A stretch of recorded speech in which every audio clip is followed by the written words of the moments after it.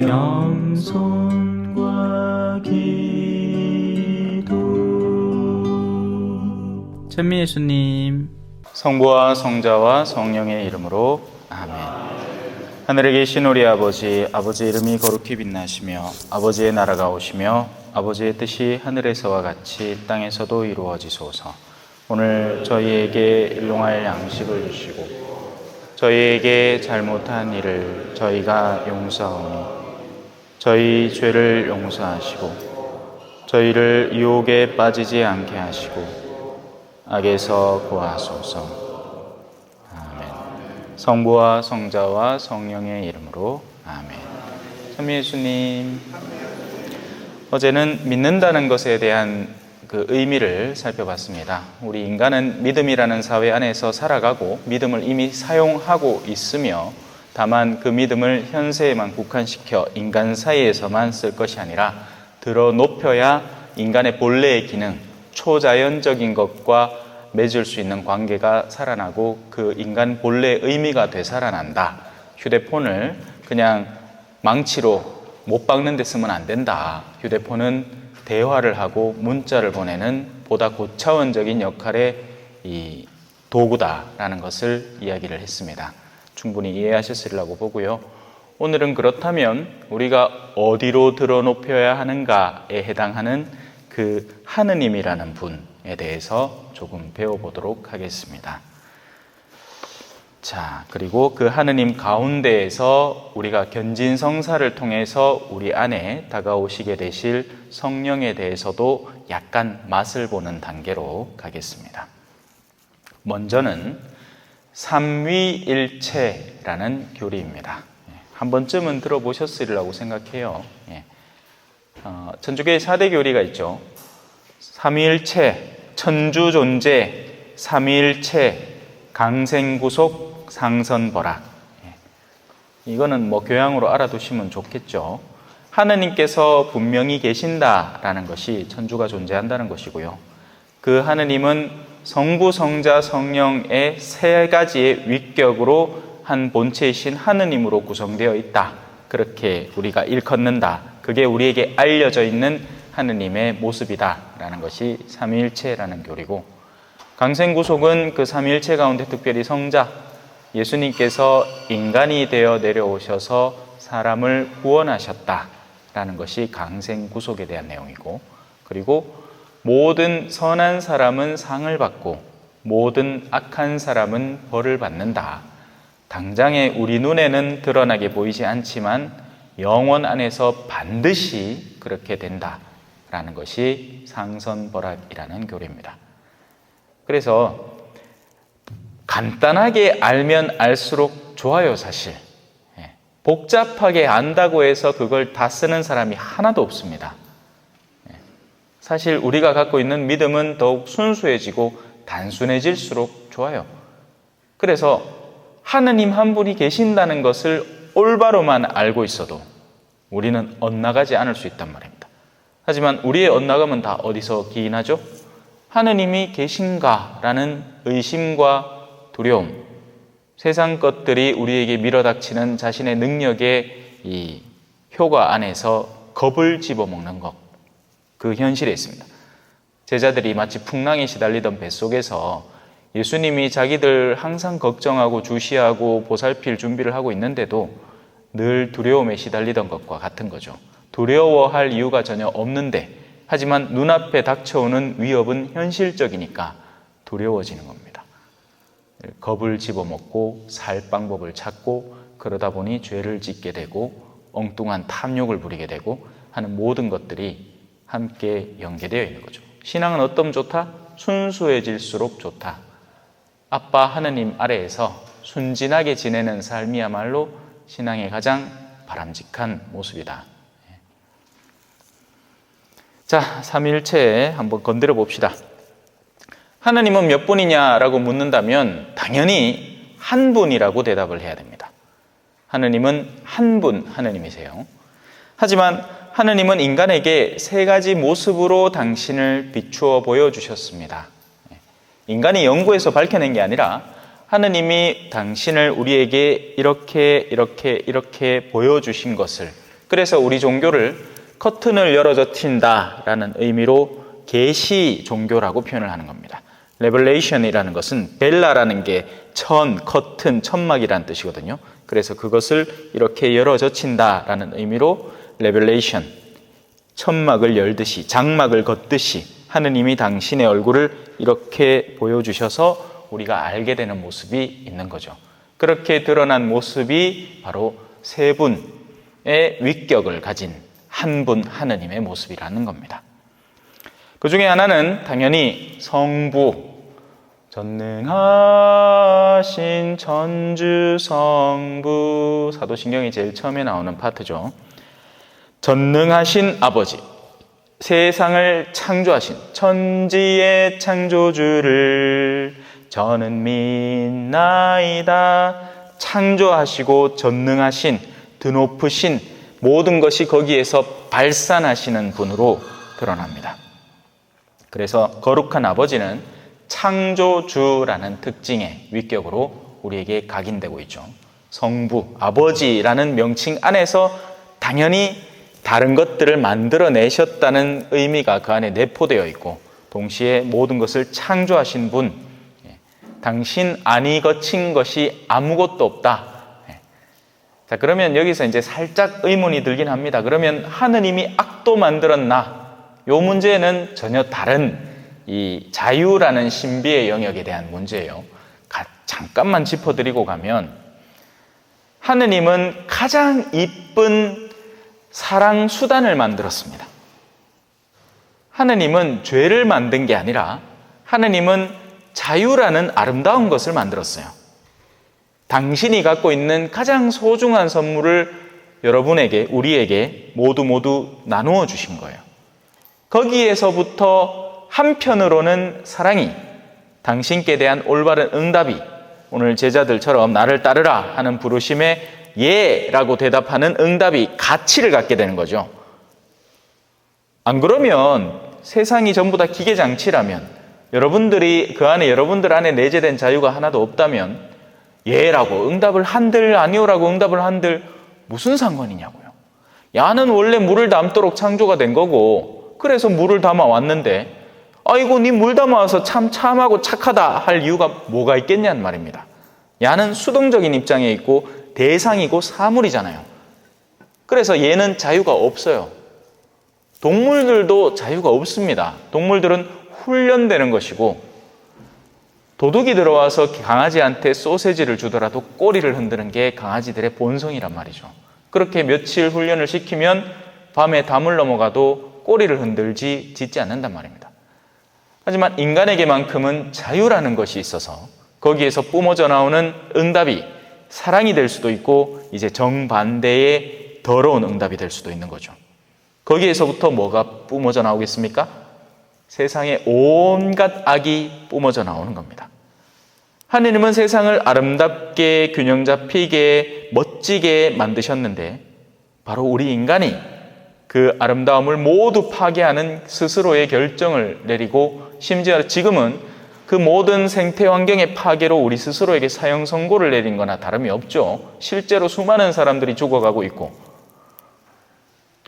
또 뉴스 보니까 지하수가 다 고갈돼가지고, 제주도에서부터, 그죠? 옛날에는 용천수라고 지하수가 샘으로 솟아서 밖으로 뿜뿜 뿜어져 나왔는데 얼마나 써댔는지 그게 다 고갈되었다죠. 혹자에 의하면 제주 삼다수 있잖아요. 그걸로 뽑아 쓰기도 하고, 또 골프장에다가 미친 듯이 갖다 뿌려대니까 고갈이 되었다. 그럼 향후로 어떻겠습니까? 수많은 싱크홀들, 갑작스런 집안의 붕괴, 그뿐만이 아니죠. 그죠? 지금 일어나고 있는 많은 것들 가운데에는 인간이 자초한 일들이 너무너무 많은 것 같습니다. 우리가 그 자세한 내막을 다 살펴볼 수가 없으니까. 그렇죠. 자, 다시 돌아옵시다. 그래서 성부는 위대한 창조주이십니다. 더할 나위 없이 크신 분. 자, 두 번째 파트입니다. 성자죠. 강생구속의 주인공이신 분입니다. 성자는 당연히 성부에게서 나신 분의 위치에 있습니다. 하지만 그러면 시차적으로 성부 앞이고 성자 후네, 이렇게 생각하기 쉽죠. 그잖아요. 왜냐하면 우리는 시간을 빼놓고는 뭔가를 이해하기가 힘드니까. 자, 이 컵은 방금 전까지만 해도 제 오른쪽에 있었습니다. 그죠? 이제 왼쪽에 있죠. 엄연한 시간의 구분이 있는 거예요. 하지만 이 태어남은 다르게 이해를 해야 되는 겁니다. 여러분의 존재와 더불어서 여러분의 생각이 항상 공존해 왔습니다. 맞습니까? 틀립니까? 맞죠? 우리는 어릴 때 기억을 못할 뿐이지 어릴 때에도 내 존재가 존재하는 이상 생각은 흐르고 있었단 말이에요. 그 생각의 유출, 물론 그렇게 상상을 하더라도 이해가 안 되는 게 당연한 수준입니다. 걱정하지 마세요. 이걸 이해시키려고 하는 게 아니니까. 그래서 성자는 성부에게서 나신 분입니다. 그리고 하느님의 지혜라고도, 다른 말로 하느님의 말씀이라고도 표현하죠. 지금 제가 말하고 있는 이 말은 어디서 나오는 겁니까? 제가 뜻하는 바에서 나오죠. 그 뜻하는 바와 제가 하는 말은 동일하단 말이에요. 물론 어떤 사람은 거꾸로 이야기하기도 합니다. 어떤 자매의 옷이 지 보기에는 밉상인데 어머야 이쁘네 하기도 합니다. 이 말은 뭐예요? 지금 거짓을 바라고 있죠. 자신의 내면의 생각과 자신의 외적 표현이 완전히 다른, 그래서 이 사람은 거짓의 자녀가 되는 겁니다. 물론 옷 이쁘다고 한마디 했다고 해서 순식간에 거짓말의 자녀가 되는 건 아니고, 하지만 이것도 버릇이 되고 자꾸 마음에도 없는 소리를 계속 삑삑 해삼아 나중에는 큰 거짓말도 스스럼 없이 하는 사람이 되니까 차라리 침묵을 하거나 마음을 단도리를 잘 하는 게 좋습니다. 자, 성자는 아버지의 말씀입니다. 아버지의 안에는 당신의 뜻이 존재를 하고 그 뜻이 표출되는 모든 것은 말씀 안에 담겨 있는 거죠. 그래서 하느님은 이 세상을 당신의 말씀으로 창조하신 겁니다. 당신의 말씀이 들어가 있지 않은 곳이 없는 거예요. 우리의 영혼 내면에조차. 그래서 우리는 천부적으로 사랑한다는 것을 즐깁니다. 미움받는 것을 싫어하죠. 왜? 우리는 사랑으로 창조되었으니까. 그래서 악인도 사랑받으려고 악을 저지르는 거예요. 자기의 그런 오류가 가득 섞인 생각 속에는 누군가를 뒤통수를 쳐서라도 돈을 벌어들이면 그 벌어들인 돈을 통해서 내가 사랑을 느낄 수 있을 것이다라고 착각을 하고 있는 거죠. 좋음을 선택을 하기 위해서 더 큰 악을 저지르고 있는 착각에 빠져 있는 겁니다. 그래서 우리의 내면 속에는 하느님의 말씀이 지금도 살아있다. 그래서 상선벌학이 의미를 갖게 되는 겁니다.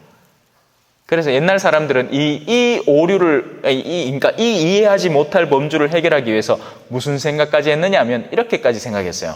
아우구스티누스 성인이 빠져있던 종교가 마니교죠. 마니교는 이렇게 생각한 겁니다. 선한 신 따로 있고 악한 신 따로 있다. 지가 원하는 대로 착하게 살고 싶거들랑 선한 신을 섬기면 되고, 우리가 악하게 사는 거는 악한 신이 따로 있어서 세상을 다스리고 있고 이 둘이 맨날 싸우고 있기 때문이다. 근데 그게 아니에요. 하느님은 한 분뿐이라고 했죠. 빛은 비추는 순간에 그 빛을 가로막을 때 그림자가 생겨납니다. 그림자는 그 자체로 존재하지 않아요. 그림자는 없는 거예요. 언제 그림자가 있는 것처럼 보일까요? 빛이 가로막힐 때 그림자가 있는 것처럼 착각을 하는 거죠. 악은 원래는 존재하지 않는 겁니다. 그래서 악은 허무해요. 그 자체로. 자, 어렵다, 그죠? 여기까지 합시다. 지금 이걸 주제가 이게 아니니까 지금 주제는 이거 아니에요. 그래서 하느님의 말씀 안에는 빛이 가득 담겨 있다는 겁니다. 이거를 요한복음 1장을 찬찬히 읽어보시면 지금 제가 한 말들이 그 안에 다 담겨 있습니다. 태초에 빛이 있었다. 하지만 사람들은 그 빛을 받아들이지 않았다. 인간의 자유만이 하느님의 빛을 거부할 수 있단 말입니다. 세상의 어떤 자연물도 하느님의 뜻에 반대해서 살지 않아요. 오직 인간만이, 인간 안에 내재되어 있는 그 자유만이 반항을 하는 거죠. 그래서 어둠이, 악이 생겨나는 겁니다. 그리고 영적 세계 안에서는 그 작업을 누가 했겠어요? 사탄이 한 거죠. 그는 영적인 존재로 창조되었기 때문에 그의 내면에 어둠이 생겨나는 순간 타락해버린 겁니다. 자, 넘어갑시다. 자, 성부에게서 나신 분, 그래서 우리는 그분을 성자, 거룩하신 아들이라고 부릅니다. 그리고 우리는 그분을 이제 역사 안에 담고 있죠. 우리와 똑같이 다가오셨으니까. 같은 입장에 처해봐야 그 사람과의 유대관계를 맺을 수 있습니다. 안 그러고 마치 내 다 안다 해놓고는, 제가 이제 선교사로 살았지 않습니까? 제가 우리 동네 사람들에게 사랑받을 수 있었던 근거에는 그들과 같은 음식을 나누어 먹고 그들이 사는 곳에 같이 들어가 살고 비릉박에 정갈 붙어 있는데 그거 가갖고 모기 뜯기 가면서 샤워하는데 밑에 개미가 버글버글한데 그런 흙바닥에서 그렇게 하루하루 지내면서 그 사람들에게 세례교리 주고, 그렇게 해서 그 사람들의 신임을 받은 거죠. 원래 예로부터 이제 그런 말도 있었죠. 나환자촌에 가면 먼저는 음식을 주는 겁니다. 그래서 이 사람이 음식을 먹나 안 먹나, 우리를 정말 받아들이나 안 받아들이나, 겉으로 신용은 받아들이고 나는 너희를 위해서 여기 왔다 하지만 실제로는 혐오감을 느끼고 있는 대상은 아닌가, 이런 것들은 정말 그 사람이 우리와 함께 사는가 아닌가를 보면서 확인해 보면서 알게 되는 거죠. 예수님은 그래서 하느님이시면서 사람이 되어 오신 분이에요. 근데 여기서 멈추지 않죠. 당신은 사람이면서도 가장 극악무도한 죄의 상태의 범죄의 형벌을 받는 상태까지 내려가신 겁니다. 왜 그랬겠습니까? 우리는 여기만 사는 게 아니잖아요. 우리는 평이한 삶만 사는 게 아니에요. 때로는 서로 욕하기도 하고 다투기도 하고 누군가를 진짜 심지어 살인하기도 하고 마음속으로 골백 번도 더 죽이죠. 또 실제로 죽이기도 하고 낙태, 요즘 아주 흔합니다. 신자 가운데 5 중에 3은 경험이 있다 할 정도로. 한국은 더 심해요. 우리는 남아선호 사상에 젖어 있었기 때문에 옛날부터 그런 일들이 잦았습니다. 그런 여러 가지 죄악의 형벌들 속에 만약에 예수님이 그냥 사람만 되어 계셨더라도 내가 어떻게 감히 저기를 우러러보겠나 할 텐데, 예수님은 강도 오른편에 달려서 그 강도에게 너는 오늘 나와 함께 낙원에 있을 것이다 하고 그를 데려가실 수 있을 정도로 당신을 낮추신 거죠. 제 기억이 맞는지 모르겠지만 필리피서에 당신은 당신 자신을 낮추시어 죽음에까지 이르도록, 그렇게 해서 우리를 모두 데려가시도록 위치를 낮춘 겁니다. 아이스크림 풀 때 깊숙이 퍼야지 잔뜩 떠지잖아요. 그죠? 그 투게더 아이스크림 알죠? 그거 크게 한 숟가락 떨락하면 단단하게 얼어있으면 껍데기만 씹씹 긁어봐야 나오도 안 해. 숟가락 들고, 새 숟가락 들고 한번 꼭 쏘시야 한 숟가락 탁 떠나오지. 그거하고 똑같은 거예요. 예수님은 인간에게 내려오셔서 가장 깊은 곳에 파고드는 은총의 자리를 마련하신 분이십니다. 자, 그래서 우리는 한편으로는 그분을 예수님이라는 분명히 살아계시는 동안 갖고 계셨던 이름, 물론 지금도 살아계시지만 예수님이라는 이름, 예수와, 그리고 특별히 하느님으로부터 성별되신 분이라는 명칭의 구세주 메시아라는 뜻을 지닌 그리스도, 기름 부음 받은 자라는 이름을 붙여서 예수 그리스도라는 이름으로 성자를 호칭하죠. 자, 그래서 성자의 역할은 하나로 요약하자면 구원자입니다. 구원해 주시는 분이에요. 우리가 모두 저 나름의 어둠에 함몰되어 있기 때문에 구원을 받도록 우리에게 내려오신 분이죠. 사실 모든 성사는 예수님의 말씀과 행적을 기반으로 합니다. 견진도 마찬가지고요. 성령을 받아라. 예수님께서 우리에게 성령을 보내주셨죠. 바로 거기에서 기인하는 것이 성령의 수령을 위한 특별한 성사, 견진성사, 어제 설명드린 것처럼 우리의 신앙을 단단하게 굳히는 성사가 되는 겁니다. 어른이 되는 성사인 거죠. 자, 여기까지 성자입니다. 자, 마지막 성령입니다. 성령은 알 것 같으면서도 모를 뿐이에요. 성령은 다른 별칭으로 협력자 혹은 위로자라고 표현됩니다. 성령은 우리에게 선물 되신 하느님. 그래서 우리가 원한다면, 아까 제가 자유를 설명을 했지 않습니까? 그 자유를 악에다 쓰면 우리는 악인이 되지만 하느님을 향해서 마음을 열게 되면 하느님은 당신의 가장 소중한 선물, 아버지께서 너희에게 가장 소중한 것을 주시지 않겠느냐? 바로 성령을 주시는 겁니다. 그래서 견진을 받을 때 내면의 자세와 태도는 그냥 주의받는다가 아니라 여러분의 내면에 이 성령이 내 안에 빨아당겨지도록 간절함을 갖고 그 성사에 임해야 하는 겁니다.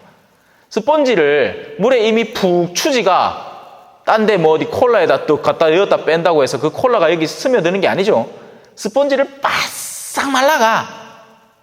그래갖고 물에 좀에만 갖다 탁 갖다 대도 훅 빨아당겼나 합니까? 내 방에 저 알로에 하나, 저 매일식품 레지나 자매님이 주신 알로에가 하나 있는데 그 가끔 가다가 기억나갖고 물 뿌리면 바싹 말라 있단 말이에요. 가끔 가다가 물 뿌리면 물이 어느 순간인가 없어. 근데 어제 물 줬는 거 까먹고 오늘 물씩 뿌리면 물이 위에 흥건하게 남죠. 네, 목이 안 마른 게.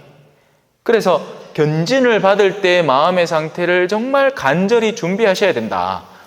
그 소중한 성사를 받으면서 놈들 다 받는 거 그냥 옆에 줄 서갖고 그냥 머리에 손 하나 얹으니까 뭐 옆에 끼쩍 내밀다가는 이거 아무것도 못 건지고 가는 거예요. 그게 너무 안타까워서 드리는 말씀입니다. 왜? 이 기회는 다시 오지 않으니까.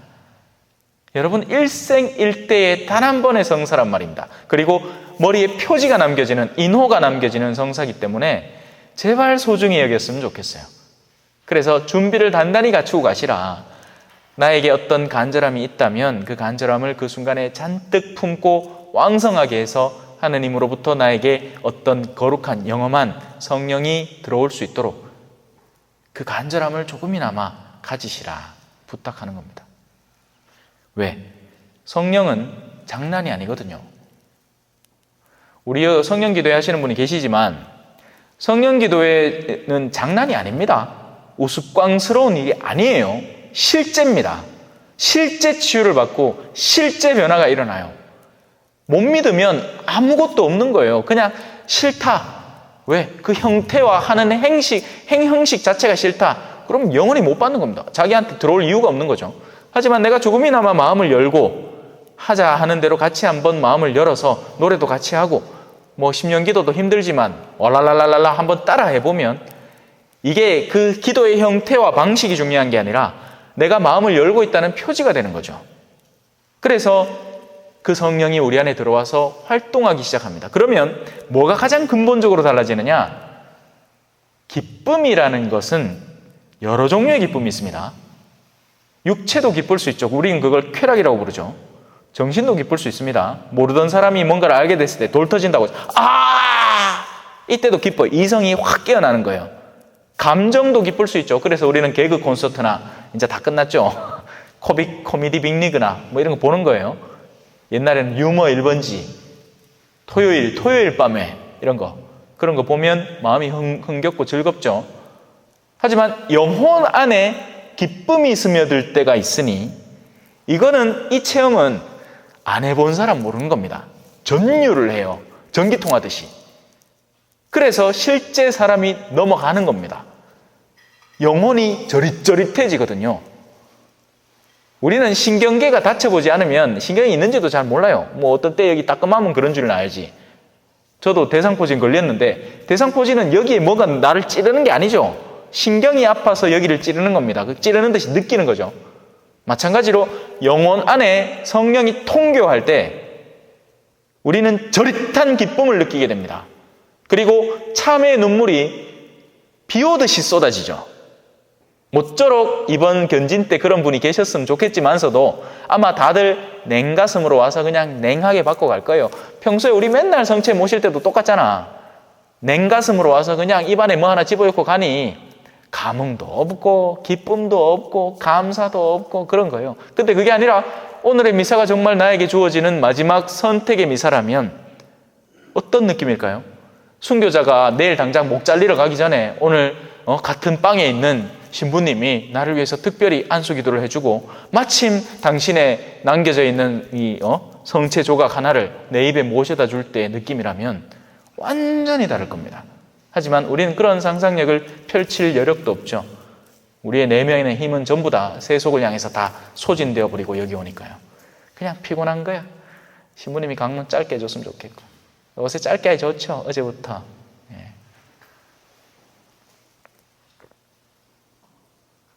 성령은 협력자, 위로자로서 성령께서는 우리와 함께 오셔서 우리에게 오셔서 우리와 함께 머무르십니다. 내가 원하는 동안, 내가 문을 닫지 않는 동안. 바람 불듯이 활동하시기 때문에 부는 순간에는 아는데 불지 않으면 계시는지 안 계시는지도 모를 정도로 공기처럼, 공기라는 것은 우리 주변에 항상 있죠. 지금도 있죠. 하지만 우리는 공기를 보지는 못합니다. 그죠? 공기에 비쳐오는 저 벽면의 사물들을 볼 뿐, 공기는 언제 느낍니까? 손을 이렇게 한번 휘둘러 보면 그 바람이 느껴질 때 공기가 있지 참. 다른 때는 언제일까요? 코를 막고 1분 30초만 기다려보면 맞다, 공기가 있지 하는 것을 극명하게 깨닫게 됩니다. 성령도 마찬가지예요.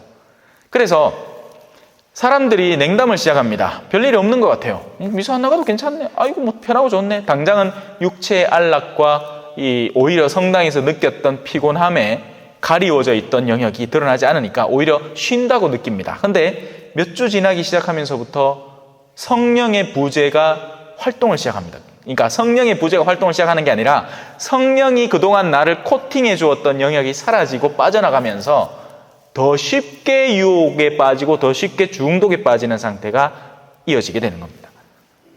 없어 봐야 아는 거죠.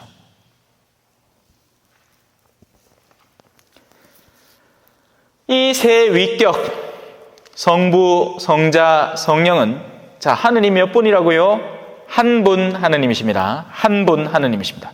그래서 이거를 통칭해서 어려운 말로 세 분의 위격, 한 분 본체이신 하느님, 삼위일체라고 부르는 거예요. 절대 머리로 이해되는 게 아닙니다. 단순히 산수로도 말이 안 되죠. 1 더하기 1 더하기 1은 1이다! 이거 앉았으니까. 그래서 옛날부터 이걸 설명하기 위한 멍청한 시도들이 많았습니다. 사과에는 껍데기가 있고 속 내용물이 있고 씨앗이 있다. 그 세 개가 하나의 사과라고 아니에요. 이렇게 설명해도 틀린 겁니다.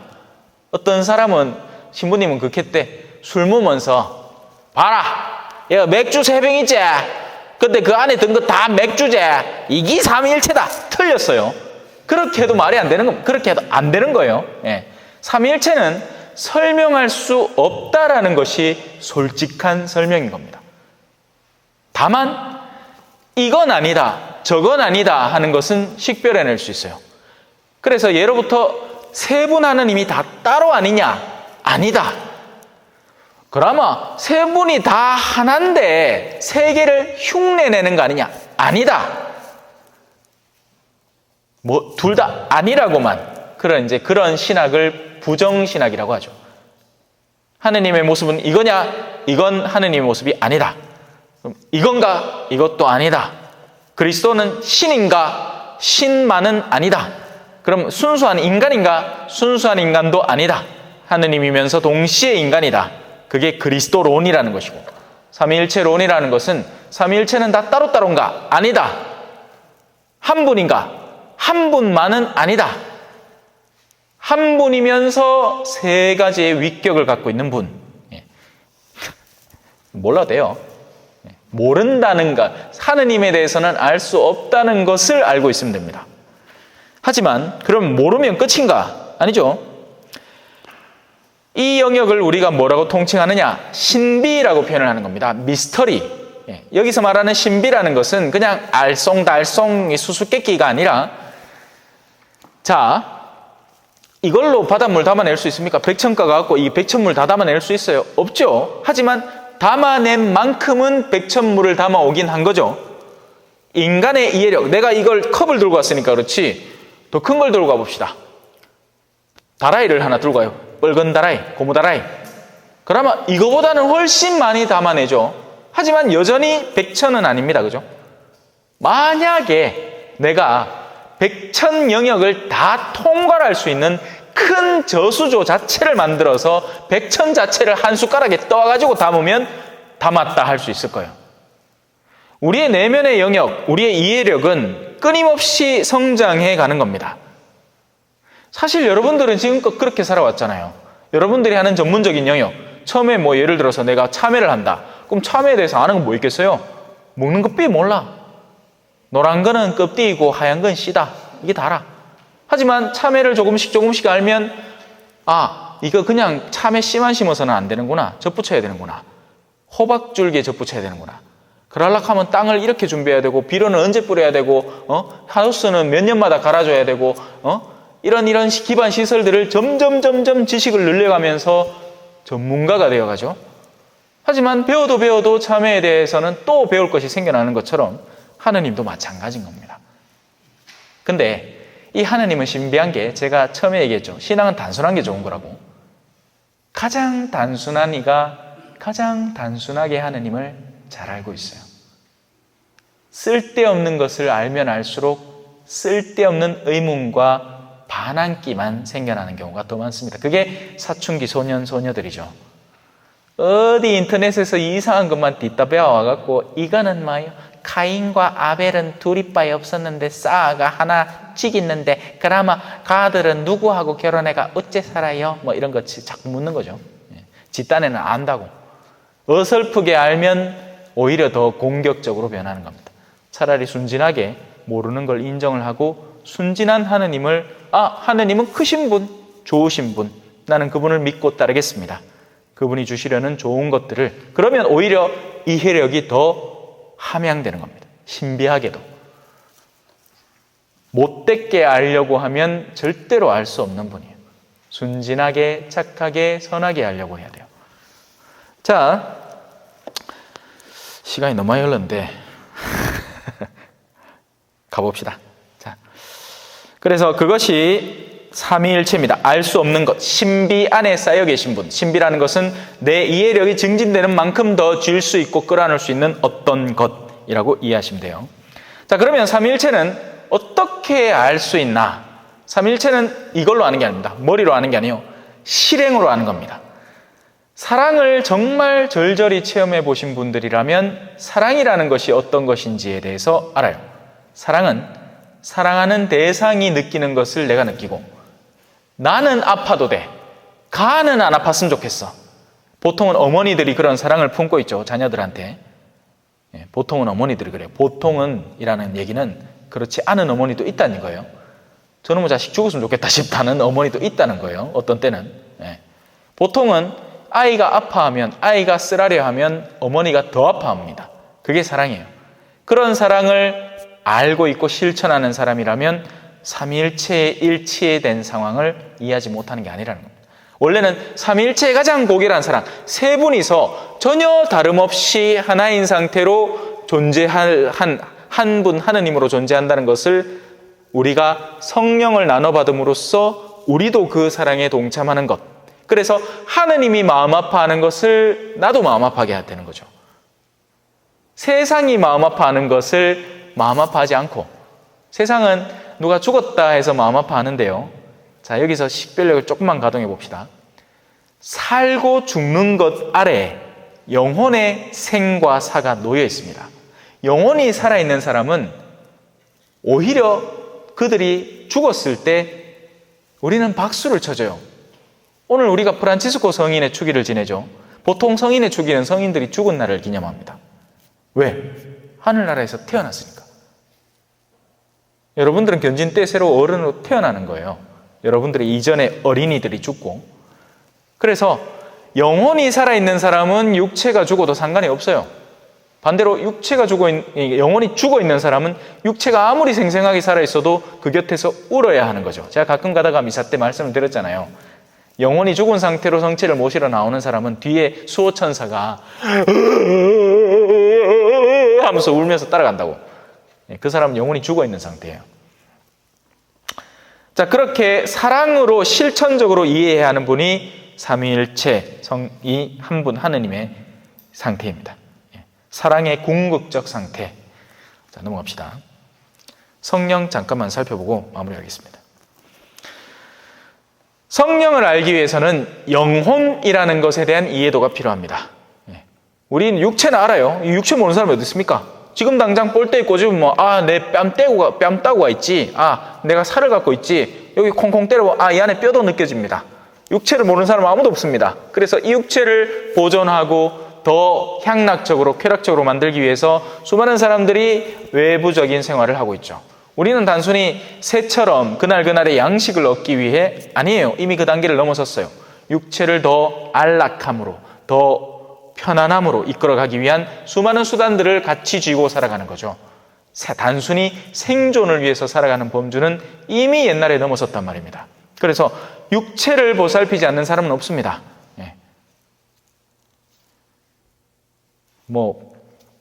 아프면 당장 병원 가잖아요. 어떻게 치유할까 고민하고. 아픈데 나만 해도 복도리가 물어가 후시딘 발라야겠다 하고 이 찬장에서 하나 꺼내가고 딜딜 말고 한단 말입니다. 육체는 금방 느끼고 금방 알아요. 그죠? 하지만 우리의 내면 속에는 사실상 이 육체보다도 더 소중한 것. 우리는 거꾸로 생각해요. 육체가 컵이고 영혼이 물이라고 착각을 합니다. 아니에요. 영혼이 컵이고 육체가 물입니다. 그래서 영혼이 파괴되면 육체가 무너지기 시작해요. 영혼이 떠나면 그때부터 육체가 썩기 시작합니다. 그리고 비단 죽어서 그렇게 되지 않더라도 영혼이 무너진 사람은 육체가 파괴되기 시작합니다.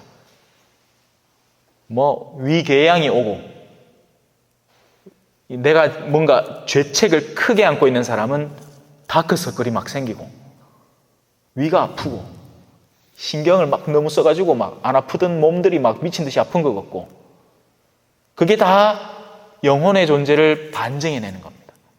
영혼이 사실상 훨씬 더 중요하고 선제되는 거예요. 영혼이 건강한 사람은요 이렇습니다. 뼈가 빠지도록 일을 해. 근데 밤에 너무 잘 자. 그리고 자는 동안 기력을 회복한 뒤에 그 다음날 또 뼈가 빠지게 일을 할 수 있는 활력을 다시 갖고 눈을 뜨는 거예요. 그런데 영혼이 무너져 있는 사람은 어때요? 편안해.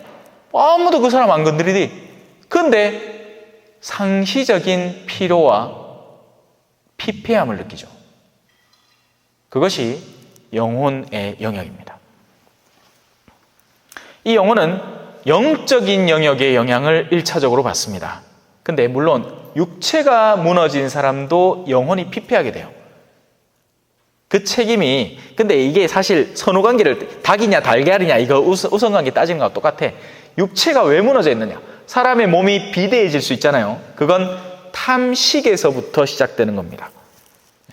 그리고 그 탐식은 영혼의 영역이죠. 그 탐식은 또 왜 생겼느냐. 어릴 때 어떤 경험, 트라우마가 있는 거예요. 배가 너무 고파 받는 거예요. 그래서 음식이 있으면 일단 집어넣어 놓고 봐야 되는 거예요. 그런 영혼의 자국들이 탐식을 만들어내고 그 탐식은 육체에 영향을 줘서 몸이 비대해지니까 또 영혼이 더 무너집니다. 어차피 이렇게 비대한 몸으로 내가 뭘 하겠나. 이런 식으로 계속 순환고리가 술도 그렇고 여러 가지 중독 상태에 빠지게 하는 여러 수단들이 마찬가지로 그런 상태로 일어나는 겁니다. 그래서 이 영혼은 사실상 영혼의 타격을 가장 즉각적으로 받습니다. 육체는 육체적인 도구들을 잡고 들어올리고 내리고 파괴까지 할 수 있겠죠. 이걸 땅바닥에 던져버리면 으깨질 테니까. 영혼은 영적인 영역에 작용을 받습니다. 그리고 그 영적인 작용은 두 가지 방향이 있어요. 하나, 더러운 영이라고 부르는 겁니다. 그래서 저는 신자들, 제가 사목하는 신자분들, 제가 가서 특강을 하거나 하는 신자분들에게 누누이 이야기하는 게 더러운 영들의 영향을 직접적으로 받을 수 있는 기회들을 모두 피하라고 합니다. 그게 뭘까요? 사주, 점, 타로. 그래서 가장 저는 세상 멍청한 사람이 하느님을 믿는다 하면서 거기 가서 점 보고 앉아 있는 사람들. 이 사람은 그냥 안 믿는 사람이 몰라서 그런 데 가서 보는 거하고는 차원을 다르게 자신의 영혼을 해치고 있습니다. 그때 스며든 더러운 영들은 장기적으로 작용을 하게 될 거예요. 그리고는 최종적인 결과는 뭘까요? 그 더러운 영들이 의도하는 바가 뭘까요? 하느님을 버리게 만드는 겁니다. 하느님을 안 믿게 만드는 거죠. 얼마나 멍청한 생입니까? 그죠? 온갖 잡신들은 다 믿으면서 하느님은 안 믿겠다고 나서는 사람. 본 적 없습니까? 그런 사람들은 성당까지 나와요. 근데 믿음이 없어요. 안 믿어요. 자기 자신을 믿고 돈을 믿죠.